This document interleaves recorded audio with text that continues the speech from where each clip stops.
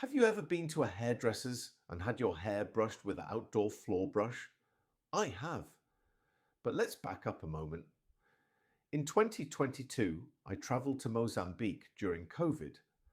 I suspect the immigration was worse, but not entirely different to how it is now.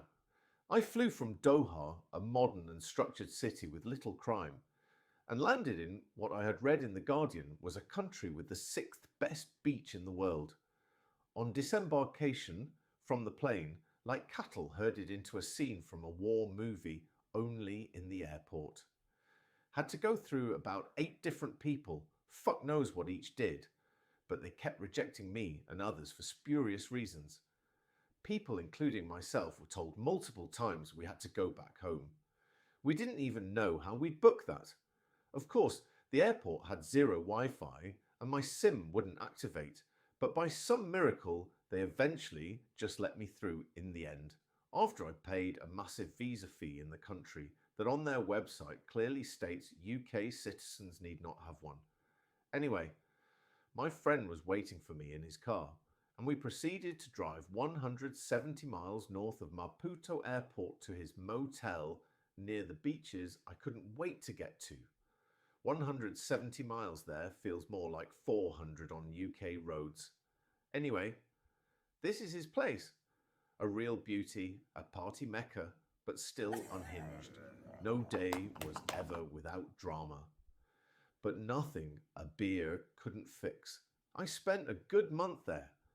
I think it was £20 a night or thereabouts, and I filled my days with swimming with whale sharks, going for nice meals out and partying in the motel. Mozambique, as you've probably worked out, is a very corrupt place. Unannounced, inspectors would come and tell the owners the place needed closing down, obviously looking for a bribe. But their trump card was the fact the president's son was a regular, and they just called his PA and tell him what was going on, and moments later it would be all fine and the problem disappeared. During COVID, the rules there were more draconian than in the UK. You were fined if you didn't have a mask, and boy did they want to catch you. You could go to the beach but not swim, but you could surf with a mask. Not sure who made this genius up. But one week, the president had his holiday on our local beach. Surprise, the rules were suspended for that week. LOL. But the food there was awesome. Prawns as big as lobsters. Everything was just so tasty, cooked on barbecues and served with edible flowers and leaves. And all the bars were so lively with locals and tourists.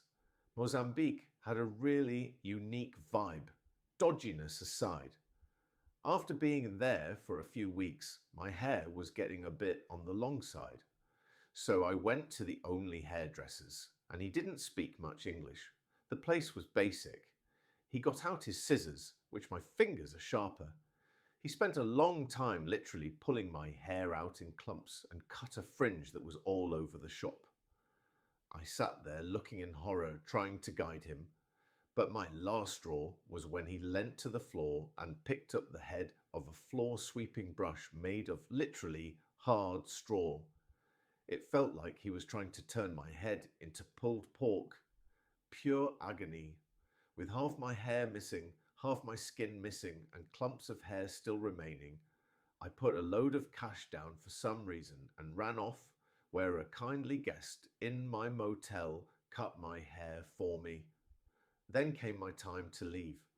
I'm a punctual person to a T and got to the airport in Maputo where I was messed around and ignored at check-in for over an hour till I was about to miss my flight. I think they were just trying to get a bride from me, but I never read the signs. Eventually, I was allowed in, but a soldier told me I needed to follow him. He took me down the staircase and then mugged me. Then I ran to get on the plane, but he x-ray security people who knew I would miss my flight if they kept me there, so they made up needing to go through my bag. Again, they just wanted bribing, so I gave them all the money the soldier hadn't stolen and ran to the plane. It's a funny place. Not sure I'll be going back in a hurry.